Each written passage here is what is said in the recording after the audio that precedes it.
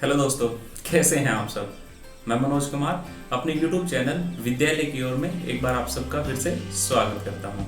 तो दोस्तों, आज के इस सेशन में हम कक्षा 12वीं की एक बहुत अच्छी सी छोटी सी कविता दिन जल्दी जल्दी ढलता है जो कवि बच्चन जी, डॉक्टर हरिवंश राय बच्चन जी के द्वारा रचित है, उसके भाव क्या हैं वो समझेंगे। उसमें कवि बच्चन जी ने हमें क्या संदेश दिया है उसको जानने का प्रयास करते हैं।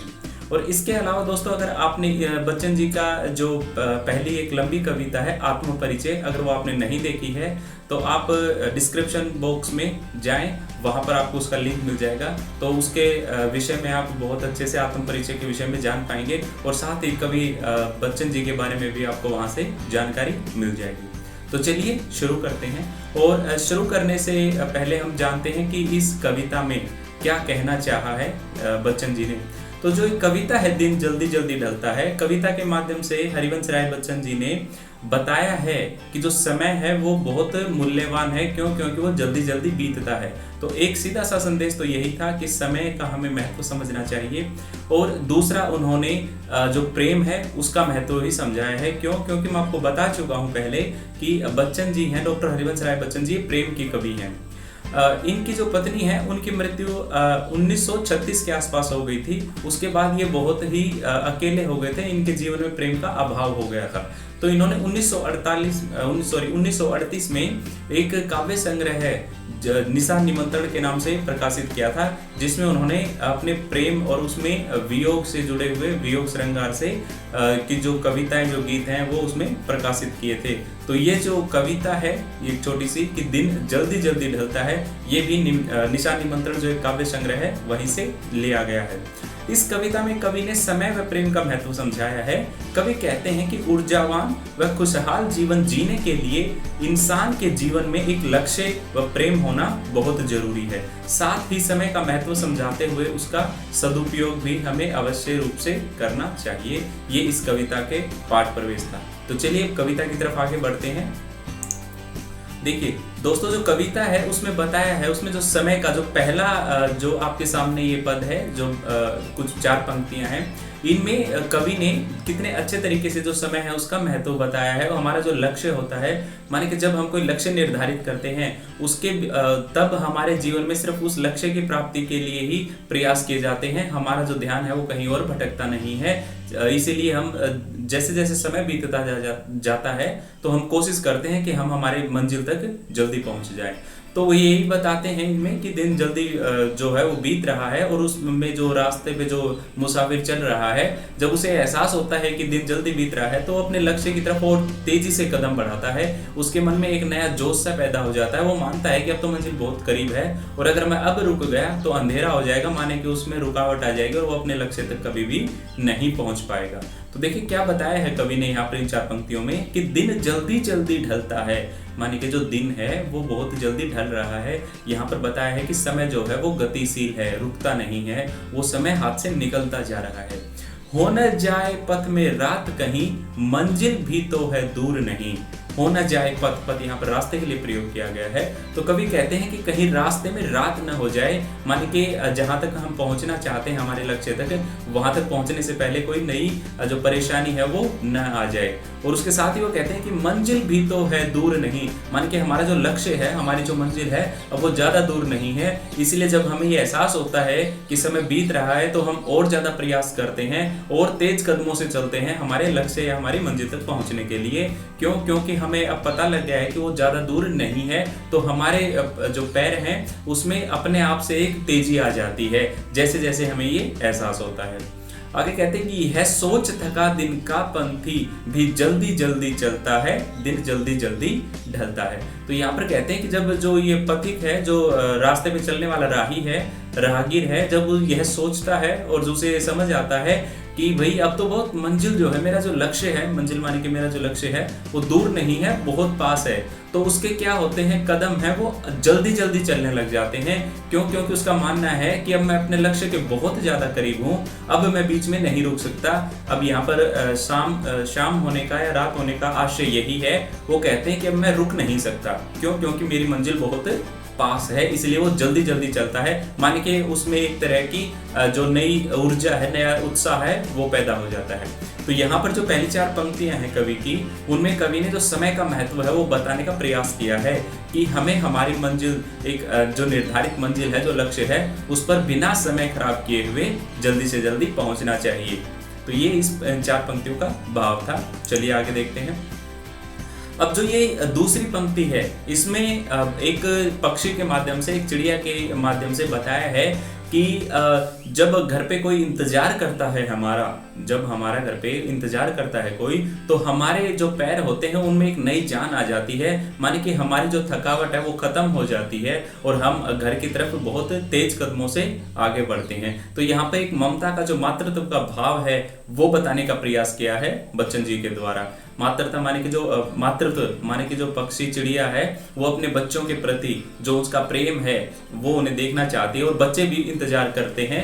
क्यों? क्योंकि उन्हें भी अपनी माता से खाना मिलेगा, प्यार मिलेगा और सुरक्षा मिलती है, वो सुरक्षित महसूस करते हैं खुद को। तो देखिए क्या कहते हैं कवि इन 4 पंक्तियों में कि बच्चे प्रत्याशा में होंगे। प्रत्याशा मतलब प्रत्याशा, आशा में आशा, मतलब बच्चों को आशा में भी ये एक आशा है और वो इंतजार कर रहे हैं। किसका इंतजार कर रहे हैं? अपनी माता का। जो चिड़िया है वह दिन में सुबह अपने नीर से यानी कि घोंसले से निकल जाती है दाना पानी चुगने के लिए अपने बच्चों का और अपना पेट पालने के लिए। तो जो बच्चे हैं जब शाम होती है तो वो उससे बाहर निकल करके, अपने घोंसले से बाहर निकल करके झांकते रहते हैं, और आशा में, ये आशा मतलब हर पल पल उनको एक आशा होती है कि उनकी माता जो चिड़िया है वो अभी आने वाली है।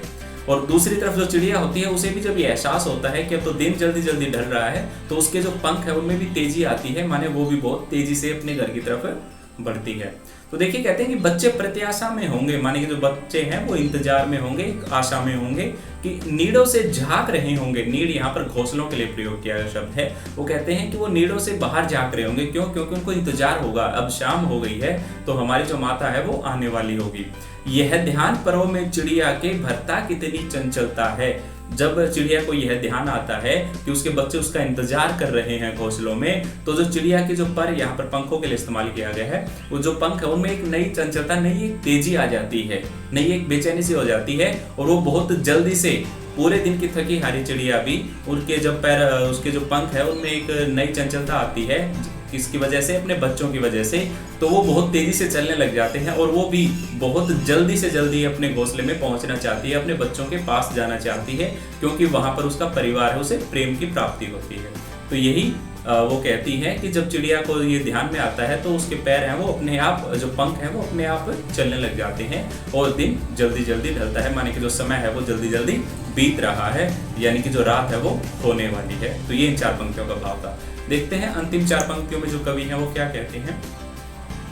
तो जो अंतिम 4 पंक्तियां हैं, ये पहले जो हमने जो पंक्तियां पढ़ी हैं, एक उदाहरण पथिक का था जिसको अपने लक्ष्य के ओर जाना था, दूसरा चिड़िया का था जिसके लिए उसके बच्चे इंतजार कर रहे थे, और तीसरा कवि ने यहाँ खुद से जोड़ा है, खुद के विषय में बताया है। यहाँ पर उसको अकेलेपन का अभाव होता है, और देखना जरा वो किस तरह से बताते हैं।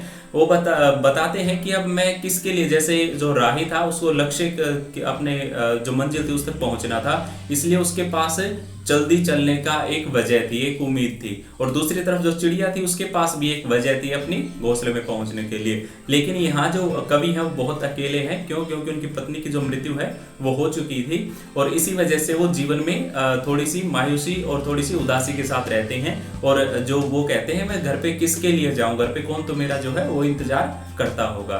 तो ये बताते हैं जो कवि है वो खुद से जोड़ के बताते हैं कि मुझसे मिलने को कौन विकल्प। तो जो एक कौन शब्द है उन्होंने अपनी पत्नी के लिए इस्तेमाल किया है। वो कहते हैं कि मुझसे मिलने को कौन परेशान होगा अब। क्यों? क्योंकि उसकी पत्नी की तो मृत्यु हो चुकी है। मैं हूं किसके हित चंचल, हित यहाँ पर भले के लिए इस्तेमाल किया गया है।